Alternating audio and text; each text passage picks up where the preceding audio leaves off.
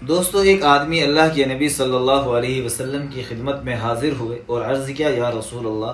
دنیا نے مجھ سے منہ پھیر لیا ہے۔ اللہ کے نبی صلی اللہ علیہ وسلم کی خدمت میں آ کر گویا اس شخص نے آ کر شکایت کی اپنی بے روزگاری کی۔ حضور علیہ الصلاۃ والسلام نے کہا کہ تو مخلوق کی تسبیح اور ملائکہ کی نماز سے کیسے غافل ہو گیا؟ اس کو پڑھا کر۔ اور وہ تسبیح یہ تھی، سبحان اللہ وبحمدہ، سبحان اللہ العظیم، استغفر اللہ،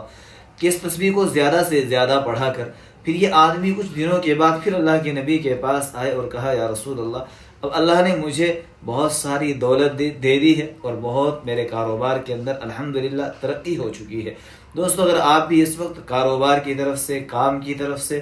پریشان ہیں، آپ کے پاس کوئی کام نہیں ہے، بے روزگاری کا کوئی مسئلہ ہے، تو اس تسبیح کو چلتے پھرتے پڑھا کریں، انشاءاللہ اللہ تبارک و تعالی آپ کے کاروبار میں